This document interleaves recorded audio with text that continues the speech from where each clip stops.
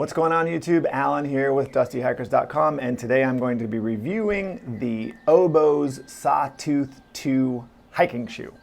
Okay, so I recently purchased 5 hiking shoes because I'm planning to go to Italy very soon to go hiking and to go catch up with old friends and things like that. But I wanted a kind of a warm weather, non-Gore-Tex, low hiking shoe that I could bring on the trip because I'm planning on doing some hiking while I'm there. And so I tested 5 different shoes, and the Oboz Sawtooth 2 was one of the shoes that I chose to test. You can check out that video, I'll link it right here. And so if you're interested in buying some low hiking shoes for this summer, go check out that video and you can see, the testing that I did on those shoes. All right, so the Oboz Sawtooth 2 hiking shoe.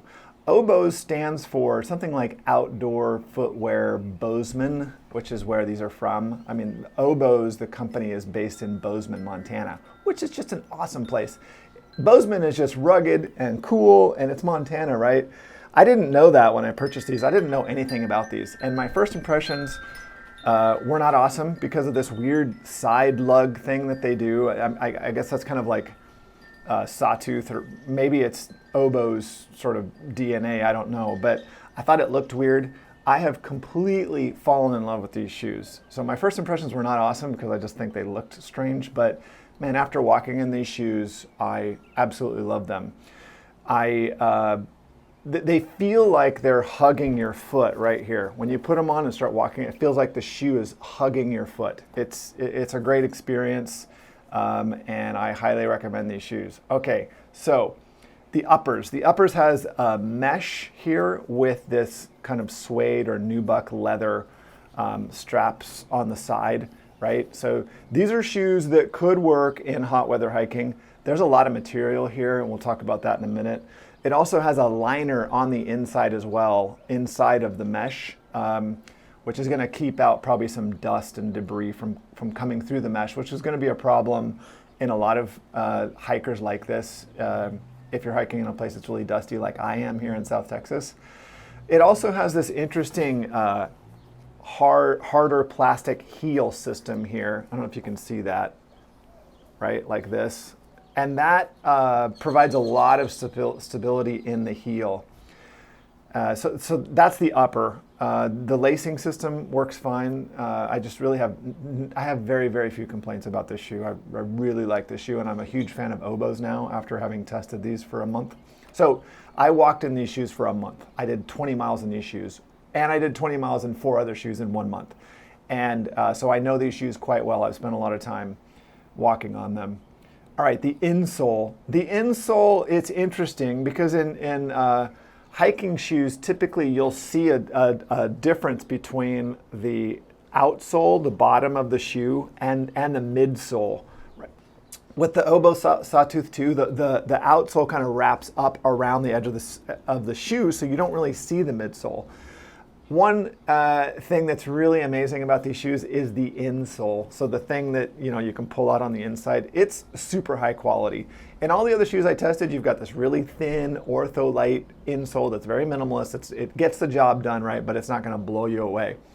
These insoles are, this is the kind of insole you'd go spend like $40 or $50 on to put inside your hiking shoes. It's amazing, and so that's one reason why I would recommend these shoes if you have particular feet and you like a lot of comfort and support, is just for this insole, which are amazing. They're called the O-Fit insole, and the shoe's probably worth it just for that right there. Okay, then the outsole. One thing I really like about the outsole, and it says a lot about Oboz, is that the Sawtooth Mountains are like the topo map of the Sawtooth Mountains are etched here in the outsole between the lugs. So if you look closely, I didn't notice this when I first got them. It's actually got the names of locations on the map and things like that. This is in hiking shoes, again, I reviewed 5 hiking shoes. Hiking shoes can kind of go 2 different ways. They're basically like a decapitated boot. So it's just a hiking boot that they decided, let's make a low version. And Oboz kind of tends towards that variety. Or they're more like a running shoe that's trying to get that's adding some features so that you can hike on a trail, right? So this is kind of more of the decapitated boot variety, although I love the shoes. It's not disparaging against them at all. But there's a lot of material here. They're very beefy. You feel a lot of protection underfoot.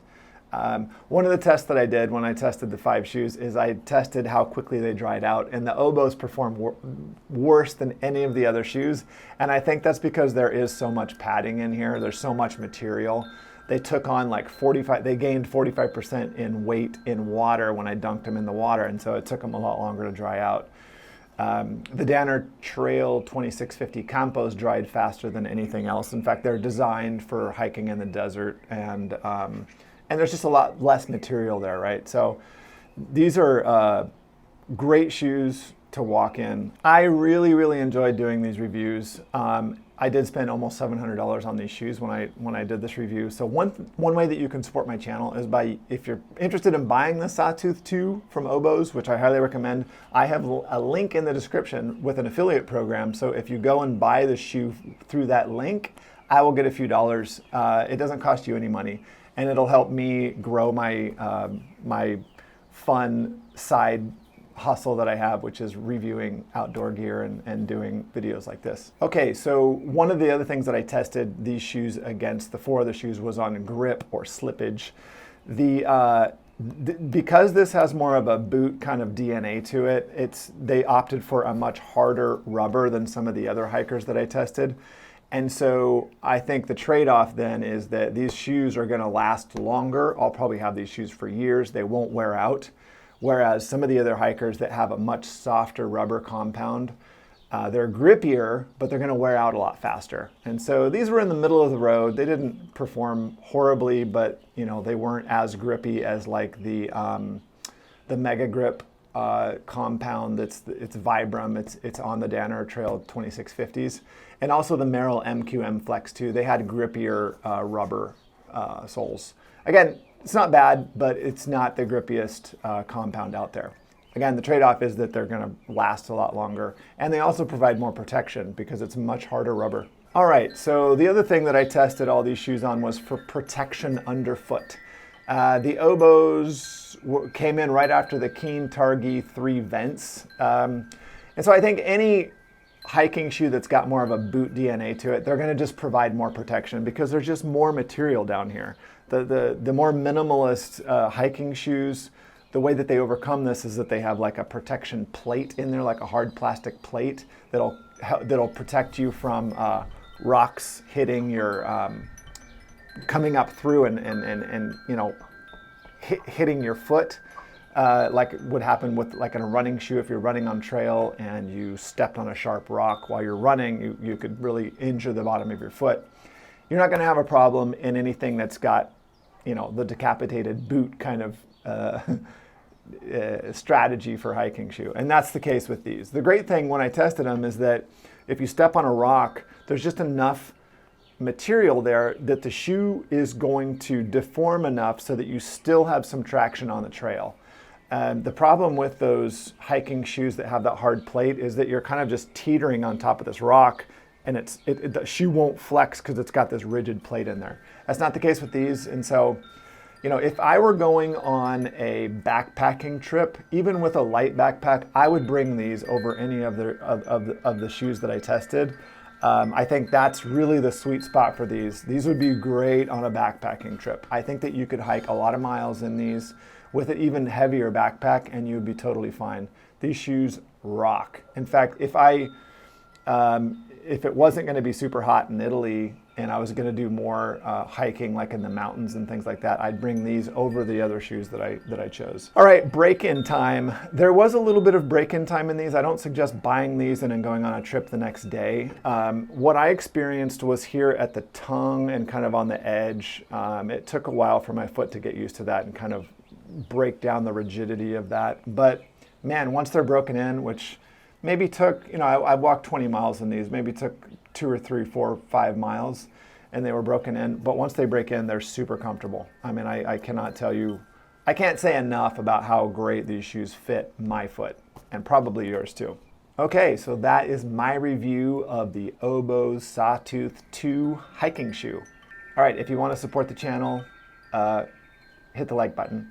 And if you have these shoes, consider leaving a comment so that other people might also get your impression of these shoes. I love them. I think they're great. All right, I'll see you guys in the next one. Bye-bye. You know, I didn't really know what to expect when I met you, but I am so excited that we've met. I do have some bad news. You're not coming to Italy with me because I just don't have enough space. But what you could do is you could tell all of your friends to subscribe to my YouTube channel, and that will give me more resources so that I can pay for extra luggage and I can bring you on the next trip to Italy. I think you're awesome. It's just not what I'm looking for in my trip to Italy. I love you.